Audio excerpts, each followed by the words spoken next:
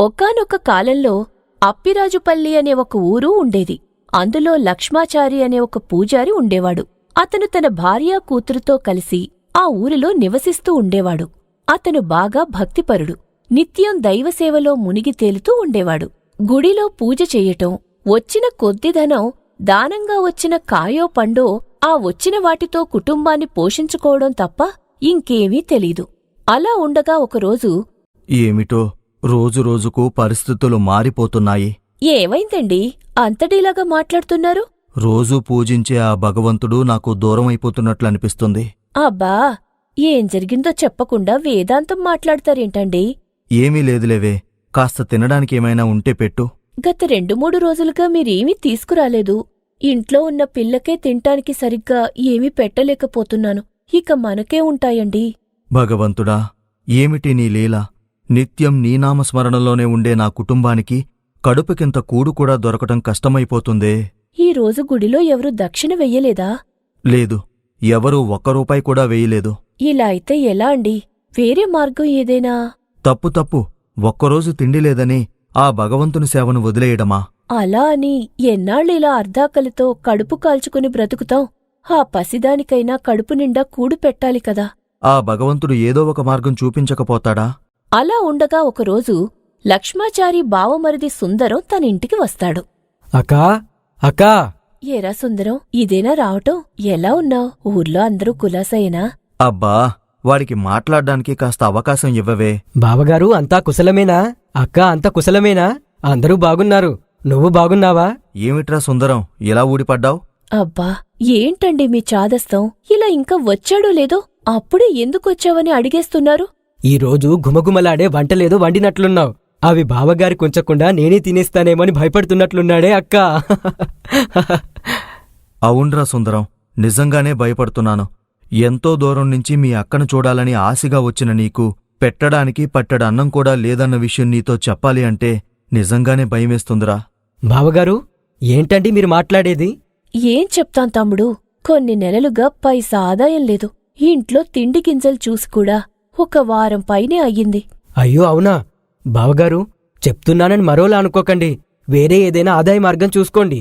ఇంకా ఎన్నాళ్ళు ఆ గుడినే నమ్ముకొనుంటారు? ఆ దేవుడు కూడా మీ అక్కలాగా నీలాగే అనుకుంటున్నట్లున్నాడ్రా సుందరం. అందుకే నన్ను నిజంగానే ఆ గుడికి దూరం చేసేలా ఉన్నాడు. ఏమైంది బావా? ఏముంటుంది, గుడిలో వచ్చే సంపాదనలో నుంచి సగం వాటా తనకివ్వమని ఆ లక్ష్మీపతి కొద్ది రోజులుగా నన్ను సతాయిస్తున్నాడు. నా నుంచి ఎలాంటి సమాధానం రాకపోవడంతో తన పొలంలో ఒక గుడి నిర్మించాడు. అంతేకాక అక్కడ దండిగా ప్రసాదాలు పంచుతూ ఉండటంతో ఊరి జనమే కాదు, చుట్టుపక్కల జనాలంతా కూడా ఆ గుడికే వెళ్తున్నారు. దాని ఫలితమే ఈరోజు నా ఈ పరిస్థితికి కారణం.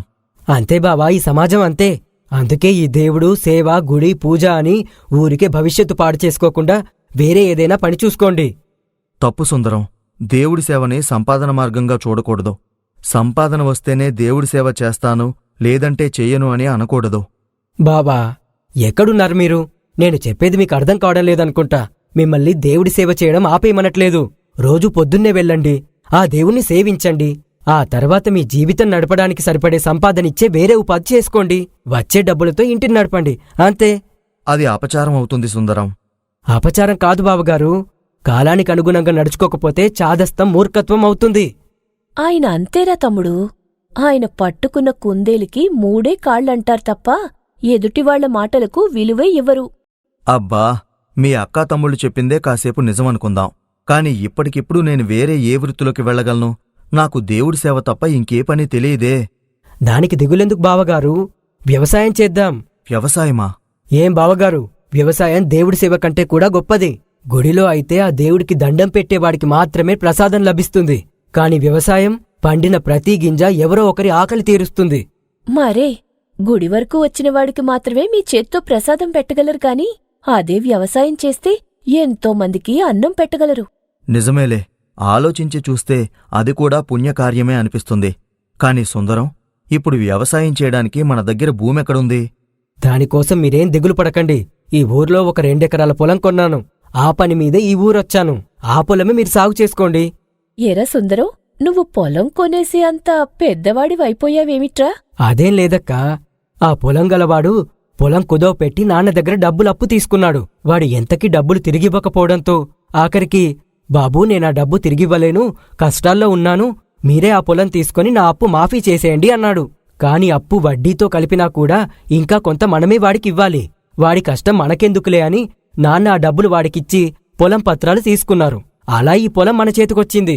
ఇక ఆ పొలం బాధ్యతలు నువ్వే చూసుకోవాలరా సుందరం అనడంతో ఇలా వచ్చాను. మరి నిన్ను సాగు చేసుకోమని చెప్పిన పొలం నాకిచ్చేస్తే నువ్వేం చేస్తావురా? ఏదైతేనే సరైన సమయానికొచ్చావు దేవుళ్లాగా. సరే అక్క, నేనెళ్ళొస్తాను. అలా సుందరం అక్కడి నుంచి వెళ్ళిపోతాడు. అలా లక్ష్మాచారి ఒకవైపు దేవుడి సేవ, మరోవైపు వ్యవసాయం అంటూ ఆనందంగా గడుపుతున్నాడు.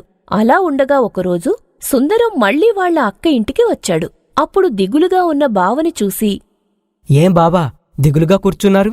మళ్ళీ ఏవైంది? అది అలా అడుగు తమ్ముడు. పొద్దున్నుంచి 100 సార్లు అడిగి ఉంటాను, ఏమైందండీ ఏమైందండీ అని. నోరు విప్పి ఒక్క ముక్క మాట్లాడితే ఒట్టు. దాని మాటలకేంగాని సుందరం, ఎలా ఉన్నావ్? ఏమిటిలా వచ్చావ్? ఏం లేదు బావా, అలా మిమ్మల్ని చూసిపోదామనొచ్చాను. చూడ్రా సుందరం, ఏదైనా అడిగితే ఇలా నీకేం తెలుసులే అనేసి మాట దాటేస్తున్నారు. చెప్పు బావా, ఏంటి విషయం? పంట బాగానే ఉందిరా సుందరం, కాని నీరు సరిపోవడం లేదు. చెరువు చాలా దూరంలో ఉంది. అక్కడ్నుంచి పొలానికి నీరు తేవడమన్నదే కష్టంగా ఉంది. దగ్గర్లోనే ఒక బావుంది, కాని ఎండిపోయింది. పంట చేతికొచ్చే సమయానికి నీరందుబాటులో లేకుండా పోయింది. అదేనా సమస్య? చెరువు నుండి ఒక చిన్న కాలువ తవ్వుకుంటే మనకే కాకుండా మన పక్క పొలాల వాళ్ళక్కూడా నీరందుతుంది కదా. అవుతుంది కాని అది కాస్త ఖర్చుతో కూడుకున్న పని కదా. అయినా అదొక్కటే సమస్య కాదు, ఇంకో సమస్య కూడా ఉంది సుందరం. ఏంటి బాబా అది? ఆ లక్ష్మీపతి మళ్లీ వచ్చాడు. గుడితాళాలు నాకిచ్చేయని అడుగుతున్నాడు. గుడితాళాలు వాడికెందుకు బావా? ఏమో తెలీదు. నేను అదే ప్రశ్న అడిగితే, గుడి ఎలాగూ మూతపడుతుంది కదా, దాన్ని బాగుచేస్తాను, మళ్లీ తెరుస్తాను అని అన్నాడు. ఏంటి అంత భక్తిపరుడా ఆ లక్ష్మీపతి? గుడులు తెరవడం, డబ్బులు దండుకోవడం, ఇదేనా అతగాడి వ్యాపారం? అది కాదులే కాని ముందునుంచి ఈ గుడి మీద అతనికి కన్నుంది. నాకు తెలిసిన లోగుట్టేమిటంటే, ఆ గుడిలో ఏదో నిధి నిక్షేపాలున్నాయని, వాటిని తవ్వుకోవాలని చూస్తున్నాడని ఆ ఇంట్లో పనివాడు ఒకరితో చెప్తూ ఉండటం నేను విన్నాను. ఓహో, అదా అసలు విషయం. ఇప్పుడు అర్థమైంది బాబా. కొత్త గుడి కట్టి పాత గుడి మూత పడేలా చేసి దాన్ని బాగుచేసే నెపంతో గుప్త నిధులు తవ్వుకోవాలని పథకం పన్నాడు. అదే అమలు చేస్తున్నాడు. నువ్వంటుంటే నాకు ఎందుకో అదే నిజమనిపిస్తుంది. అయితే మనం కూడా ఒక పథకం అమలు చేద్దాం. ఏమిట్రా సుందరం ఆ పథకం? రేపు గుడి ఆవరణలో ఒక పెద్ద గొయ్యి తీద్దాం. గుడిలో గొయ్యా? ఎందుకురా? బాబా, నేను చెప్పేది అలా చేస్తూ ఉండు. ఆ తర్వాతేం జరుగుతుందో నువ్వే చూడు.